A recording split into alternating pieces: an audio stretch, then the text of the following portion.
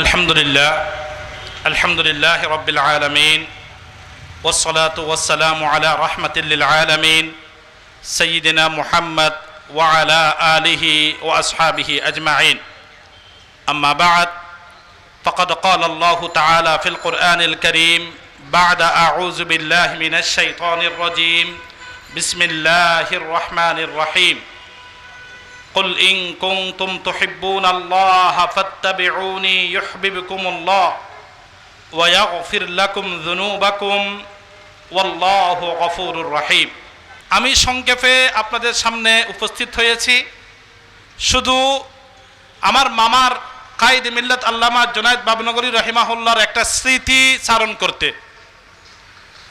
যখন এই বাইজিদ থাকার দায়িত্বশীল উলামায়ে কেরাম মরহুম মামার কাছে যান যে আমরা অক্সিজেনের মোড়ে একটা শান রিসালত সম্মেলন করব, তখন ওই সময়ে লালদিঘিতে এবং জমিয়তুল ফালাতে শান রিসালত সম্মেলন করার বিভিন্ন আলোচনা চলছিল।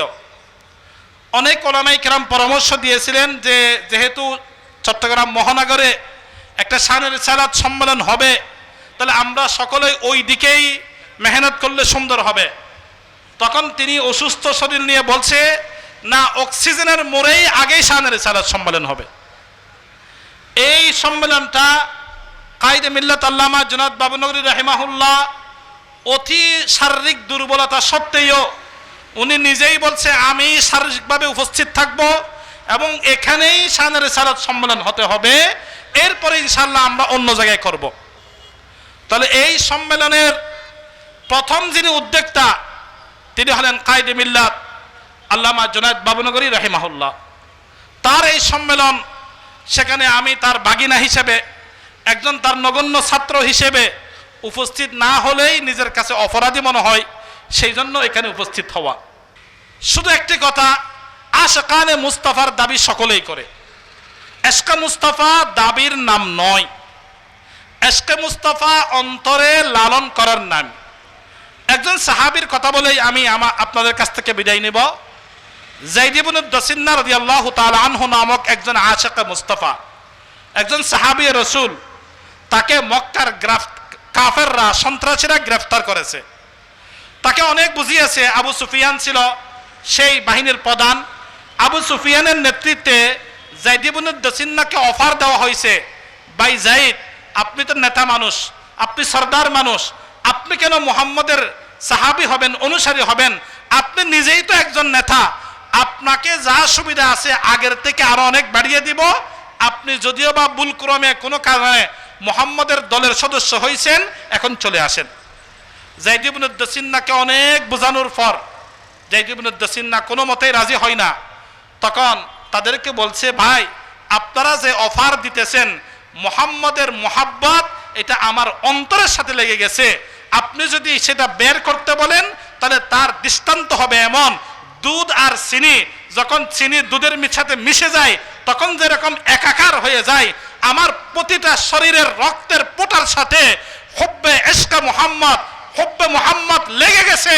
সেখান থেকে বের করার কোনো অপশন নাই।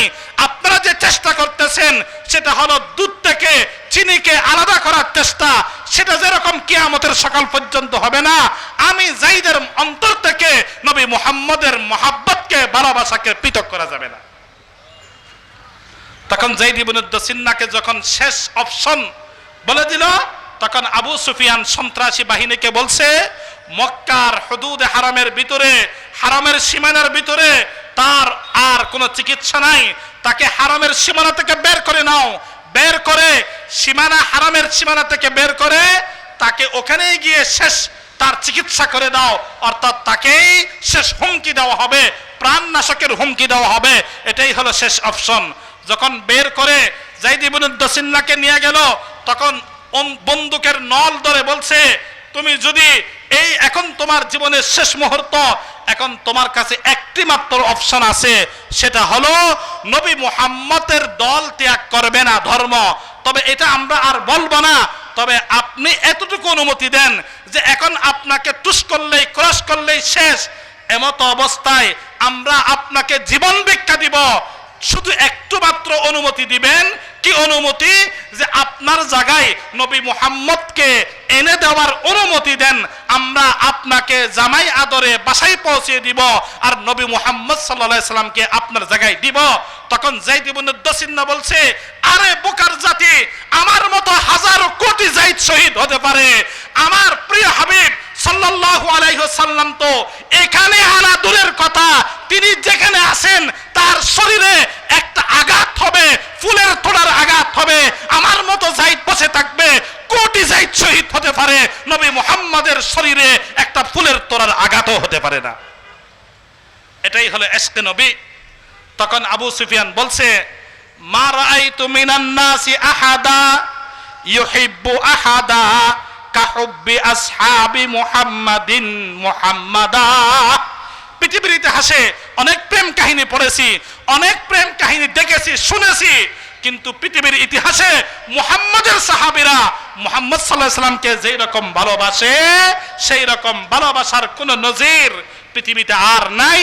সেই প্রকৃতপক্ষের ভালোবাসার নজির উপমহাদেশে ওলামাই দেওবন্দ রেখে গেছেন, আলেমে হক্কানি রব্বানি ওলামাই হাটহাজারি রেখে গেছেন, ওলামাই পটিয়া রেখে গেছেন।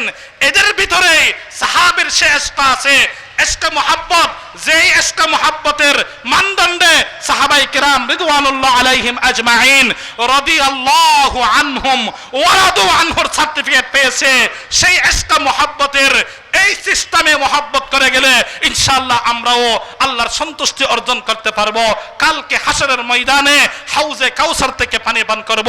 আল্লাহ পাক রব্বুল আলামিন আমাদের সকলকে খাঁটি অর্থে আশিকে মুস্তাফা হয়ে দুনিয়া থেকে যাওয়ার তৌফিক দান করুন।